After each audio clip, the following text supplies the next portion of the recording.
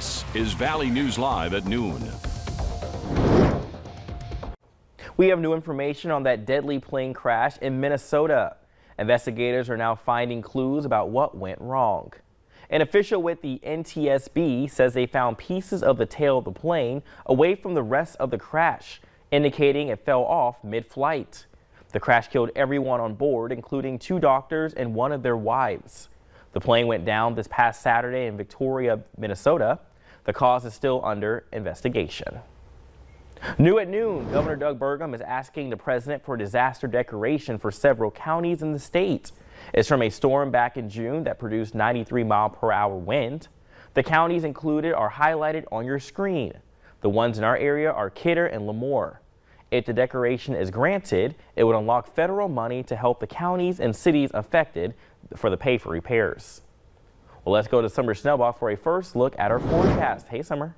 Hey, Brian. And we did have severe weather last night. Thankfully, no 93-mile-per-hour winds like we did see back in June. But some locations did see a good deal of rain, especially across the Northern Valley. 3.5 inches in Langdon, 3.35 in Wales, 2.4 in Logan Center, 2.2 in Thief River Falls, right at 2 inches for Goodridge and Baudette. Annetta picking up 1.8 inches. The National Weather Service office in Grand Forks, 1.64, 1.51 in Warren, and just under 1.5 inches in Viking. Here's a picture that came in from Thief River Falls. Thank you to Elizabeth for sending this one in. Looks like nearly 4 inches of rain. We got some beautiful lightning shots as well. This one came from Tiffany, and check out the size of some of the hail that fell within these storms. Monstrous hail near Bowdoin in particular, one of the stronger storms. No severe weather expected today, Brian, but we do have a cold front passing through, which will bring us some scattered showers. I'll time those out for you in your hour-by-hour forecast coming up next. Hopefully no more hail like that picture behind you. No. Thanks, Summer. Well, schools across the country are already starting classes as COVID cases are again surging. Nearly 94,000 cases were reported nationwide in children between July 29th and August 5th. In Florida, the governor signed an order banning mask mandates, and other states have similar bans. Deborah Alfarone has the latest on COVID in the classroom.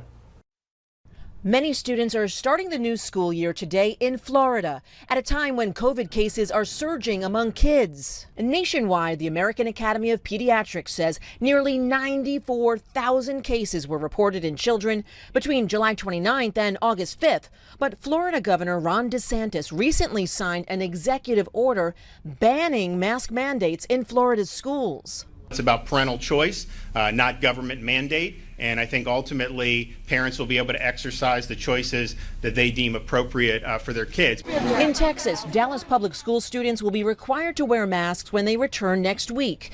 The school superintendent issued a temporary mask mandate Monday in defiance of Governor Greg Abbott. Governor needs to run the state, and I need to run the district. And as the chief executive officer, I'm doing what I believe is in the best interest of the school district at this time.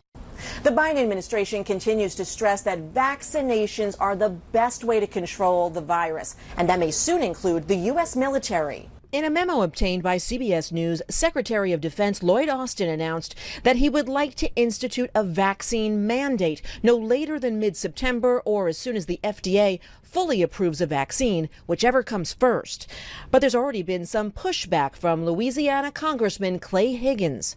In an open letter to the Defense Secretary, Higgins wrote, "Biological threats come and go, whereas America is forever. And this is still America, good sir. Freedom matters." Deborah Alfarone, CBS News, the White House.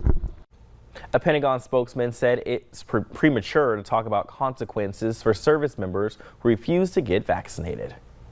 Well, it's time to stuff the bus in Grand Forks. If you're out back to school shopping, the Salvation Army is asking you to grab a couple of extra notebooks or packs of pencils to help students and families heading into the new school year.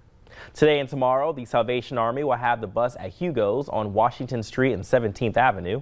You can stop by with school supplies from 8 in the morning until 6 in the evening both days and help students in the Grand Forks area start the new year off right.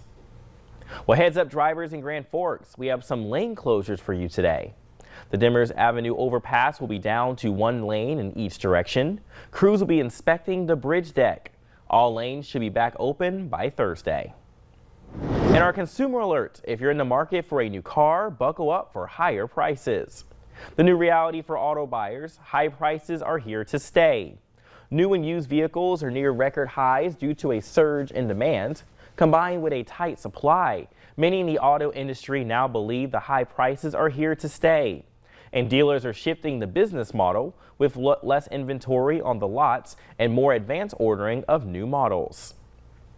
Tesla has quietly pushed production and the release date of its electric Cybertruck pickup to next year. Electrotech reports Tesla's website now says customers will get to customize their truck when production nears in 2022. Tesla had already hinted the 2021 target may not have been realistic. Well, live music is making its way to Broadway Square in downtown Fargo. The Fargo-Moorhead Area Youth Symphony is bringing beautiful music to your ears tonight. It's part of a series that features musicians like the Fargo-Moorhead Area Youth Symphonies and the orchestra. 11 student musicians will play multiple sets of music at Broadway Square tonight. These concerts are free every Tuesday, and with finding places to practice being difficult this past year, the support for this concert means a lot to these students. Make sure you come out tonight at 7 and help us celebrate this season this year. We're going to be celebrating our 50th season, so come out to see some kids and some concerts this year. They really will appreciate it. You can hear the musicians tonight from 7 to 9 at Broadway Square. Other groups performing in the coming weeks include Sounding Fathers, Duly Noted, and Annabelle Mayer. To see the complete list and times, find a story on valleynewslive.com. The Xcel Energy Holiday Lights Parade is coming back this year after it was canceled last year because of the pandemic. The route will start in Moorhead, then it will cross the river into downtown Fargo. It's usually the Tuesday before Thanksgiving, but this year it's on a Saturday. It'll take place on December 4th at 6:30 p.m. and it's free. Well, coming up at noon, Dad's feeling down. Doctors are now saying we need to worry about postpartum depression with new fathers. But next, calm right now, but you can see some rain later on. Summer Snowbach has your Tuesday forecast.